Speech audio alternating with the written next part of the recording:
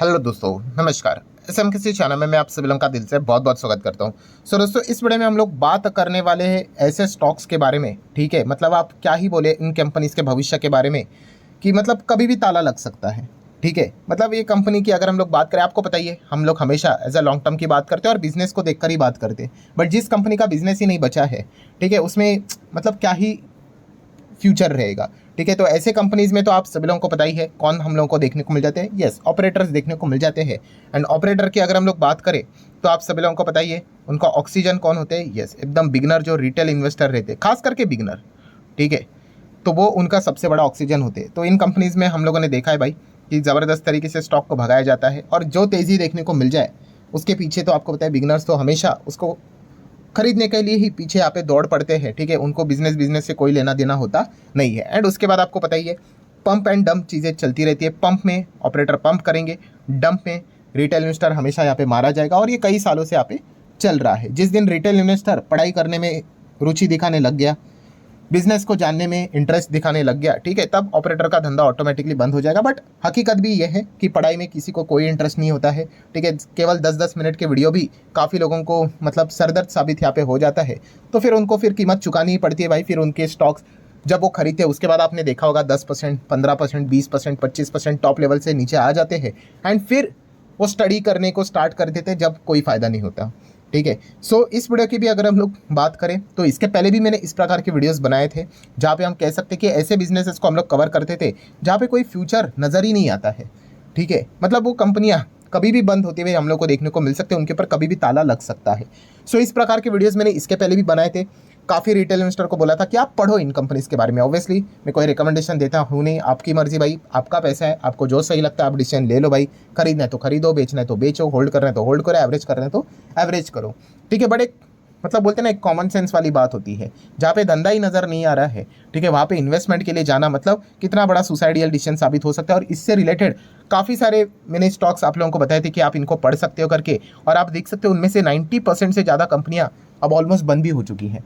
ठीक है, तो जिन्होंने बहुत ही अच्छी तरीके से तभी स्टडी की थी वो बच गए भाई।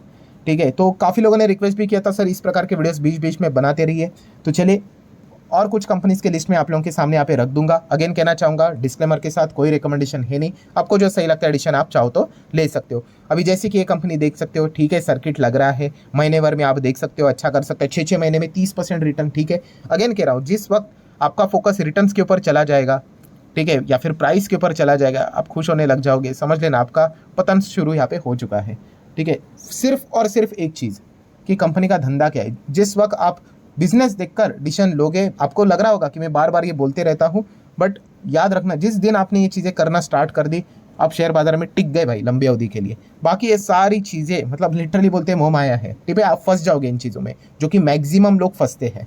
ठीक है, अभी इस कंपनी में बचा ही क्या, आप देख सकते हैं मैक्सिमम चार्ट पैटर्न क्या है, इसमें कुछ भी नहीं। फिर भी कितने सारे रिटेल इन्वेस्टर इसमें खरीदारी करते रहते, प्रमोटर माल बेचते रहते। 200 करोड़ का मार्केट कैप है, कुछ बचा नहीं। बुक वैल्यू से लेके आरओई आरओसी सब कुछ माइनस में जा चुका है। फिर भी अगर आप चेक करोगे शेयर होल्डिंग पैटर्न, पब्लिक 97.69 है।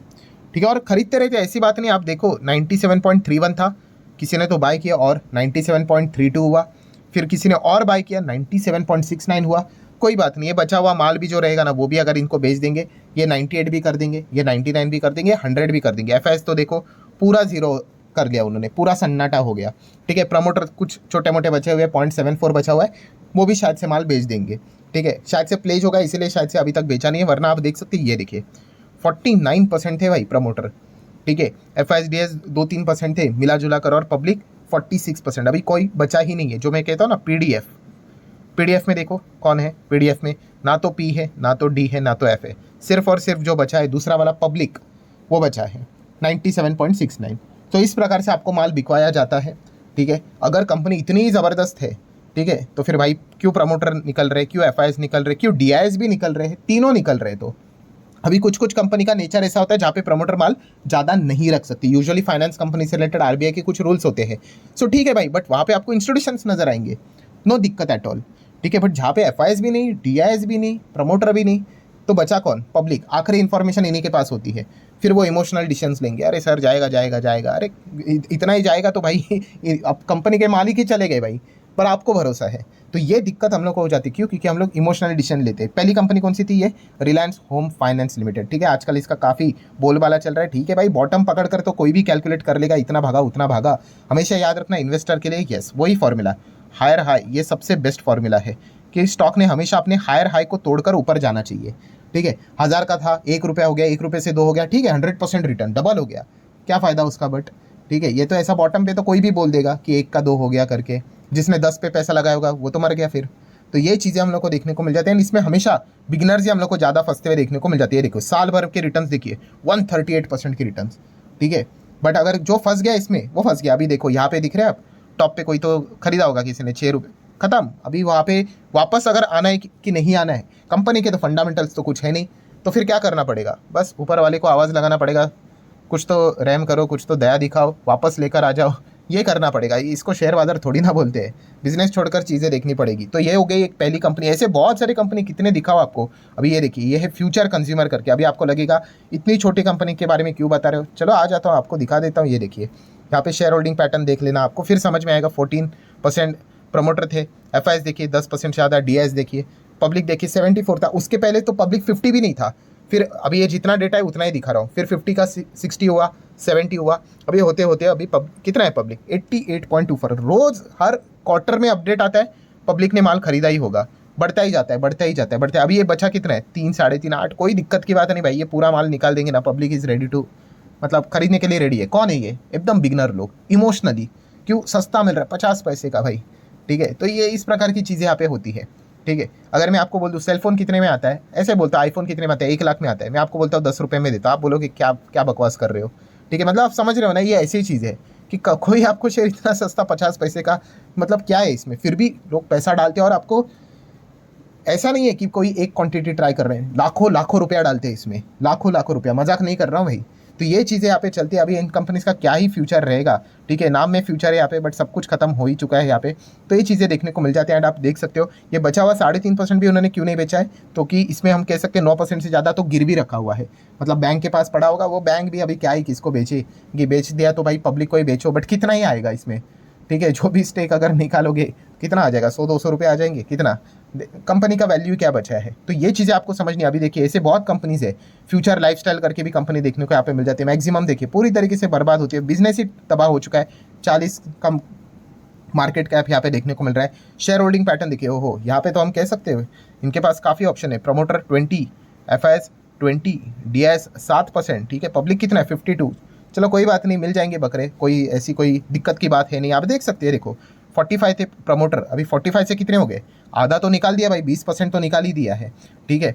देन अगर देखेंगे एफआईएस कितने? 22.75 था, 20 के नीचे तो आ गया, ठीक है। देन अगर डीआईएस कितने थे? 18.79, वाह 7 तक आ गए, मतलब कोई दिक्कत की। ये देखो ना 13, 11, 7 निकालते जा रहे हैं, 19 धीमे धीमे निकालते जा रहे हैं, 20 निकालते जा रहे हैं। और पब्लिक देखो यहाँ पे 45, 47, 52, पहले कितने थे पब्लिक? वाह केवल 12%, ठीक है। मतलब कंपनी का तभी बिजनेस चल रहा था, फिर नहीं चला बिजनेस, फ्लॉप हो गया। फिर फ्लॉप हो गया तो डिसाइड किया भाई इन तीनों ने कि हमें अभी माल बेचना है करके। ये देखो ना, प्रमोटर ने 45 का 20 आधा बेच दिया, एफआईएस ने 22 का 21 तक आया, नीचे थोड़ा बेच दिया, डीआईएस ने 18.5 का 14 तक बेच दिया। और देखो 12.5 का डायरेक्ट 44 की जंप मार दी, किसने? पब्लिक ने। क्यों? इमोशनली सस्ता मिल रहा है, नीचे आ गया खरीदो बस। क्यों मिल रहा है सस्ता, क्या है इसके पीछे का रीज़न? कोई लॉजिक नहीं, ठीक है। एंड बाद में बोलते हैं शेयर बाजार में पैसा नहीं बनता है, ऐसा करोगे तो भाई बनेगा ही नहीं, ठीक है। एंड अभी आप देख सकते हैं परसेंटेज कहाँ तक चला गया? 52। कोई दिक्कत की बात नहीं भाई, इनके पास अभी भी काफ़ी अच्छा खासा ऑप्शन है, बेचेंगे तो यहाँ पे पब्लिक रेडी रहती है। कितना भी समझाओ, जो बिगनर होता है वो तो इमोशनली खरीदेगा ही, ठीक है। अभी तो बोलेगा अरे नहीं नहीं नहीं, कोई चिंता की बात नहीं। 2-3 दिन ऐसे सर्किट नहीं लगे हो गया, उनका मन परिवर्तन हो जाता है, ठीक है। क्यों? क्योंकि तेज़ी देख ली, भागो इसके पीछे। सो यही चीज़ें होती हैं। प्रमोटर कितना है? 20। ये अभी तक बेचा क्यों नहीं भाई?